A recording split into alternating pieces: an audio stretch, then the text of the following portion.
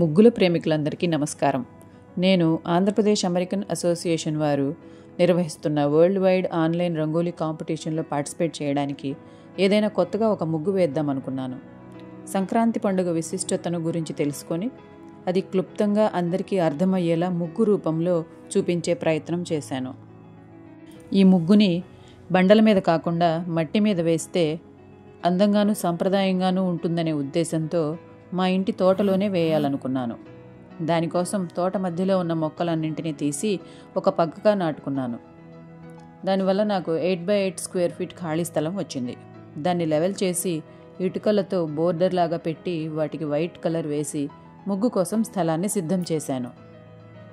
ఈ ముగ్గు రూపంలో నేను ఏం తెలియజేయాలనుకున్నానో, అలాగే సంక్రాంతి పండుగ విశిష్టత ఏమిటో ఒక్కసారి సింపుల్గా చెప్తాను.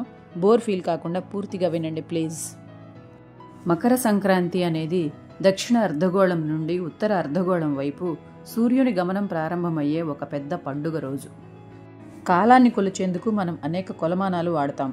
వాటిలో చాంద్రమానం, సౌరమానం ముఖ్యమైనవి. చంద్రుడు ఏ నక్షత్రంలో ఉంటే దానిని బట్టి చాంద్రమానాన్ని, సూర్యుడు ఒక్కో రాశిని దాటడాన్ని బట్టి సౌరమానాన్ని లెక్కిస్తారు. సౌరమాన క్యాలెండర్ ప్రకారం సూర్యుని 360 డిగ్రీల మార్గం ఒక్కొక్కటి 30 డిగ్రీలతో 12 విభాగాలుగా చేయబడింది. వాటిలో ప్రతి ఒక్కటి ఒక నెలను సూచిస్తుంది. ఆ నెల పేరు సంబంధిత రాశి నుండి వచ్చింది. ఇవే మన 12 రాశులు: మేషం, వృషభం, మిథునం, కర్కాటకం, సింహం, కన్య, తుల, వృశ్చికం, ధనస్సు, మకరం, కుంభం, మీనం. అలా రాశులలో ప్రయాణిస్తూ సూర్యుడు ధనుస్సు రాశి నుండి మకర రాశిలోకి ప్రవేశిస్తున్న రోజే ఈ మకర సంక్రాంతి. ఈ రోజు నుండి ఉత్తరాయణ పుణ్యకాలం ప్రారంభం అవుతుంది. ఉత్తర అంటే ఉత్తర దిక్కు, ఆయణం అంటే కదలిక, ఉత్తరాయణం అంటే సూర్యుడు ఉత్తరం వైపు కదలడం అని అర్థం. మకరం, కుంభం, మీనం, మేషం, వృషభం, మిథునం ఈ 6 రాశులలో సూర్యుడు సంచరించే కాలం ఉత్తరాయణ పుణ్యకాలం. అంటే డిసెంబర్ 22 నుంచి జూన్ 21 వరకు. సూర్యుడు కర్కాటక రాశిలో ప్రవేశిస్తే అది దక్షిణాయనం ప్రారంభం. హిందూ సంప్రదాయంలో 12 నెలల ఒక సంవత్సర కాలంలో 6 నెలల దక్షిణాయనం దేవతలకు ఒక రాత్రి, 6 నెలల ఉత్తరాయణం దేవతలకు ఒక పగలు. కనుక దేవతలు మేలుకునే కాలము ఉత్తరాయణ పుణ్యకాలము.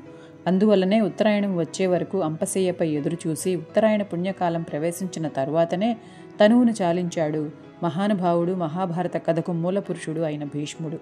నేను ఇదంతా ఎందుకు చెబుతున్నానంటే, సంక్రాంతి పండుగకు రాసులకు ఉన్న అవినాభావ సంబంధం ఎలాంటిదో అందరూ తెలుసుకోవాలని. ఈ రాసులలో ఒకటైన మకర రాశిలోనికి సూర్యుడు ప్రవేశించటమే మకర సంక్రాంతి. నేను దీన్ని ఈ సంక్రాంతి ముగ్గులో చూపించడం జరిగింది. ఈ ముగ్గు మధ్యలో రథారూఢుడైన సూర్యభగవానుడిని వేశాను. దాని చుట్టూ 360 డిగ్రీలలో 12 రాశుల యొక్క ఆకారాలను వేశాను. సూర్యుని రథాన్ని మకరం తన వైపు లాగుతున్నట్లుగా ఒక తాడును మకర రాశికి కలిపాను.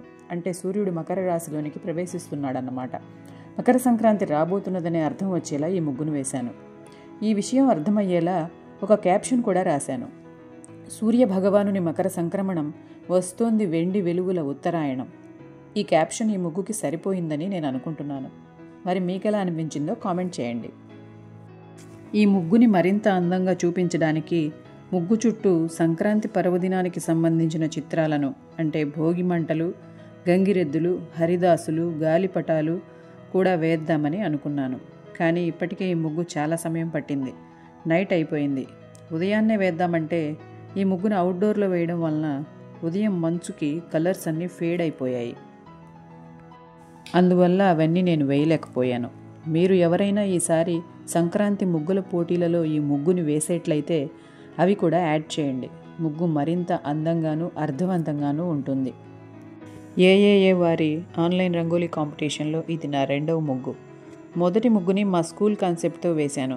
ఆ వీడియో లింక్ డిస్క్రిప్షన్లో ఇస్తున్నాను, అది కూడా చూసేయండి. ఈ వీడియోస్ మీకు నచ్చితే please like, share and subscribe my channel. Thank you.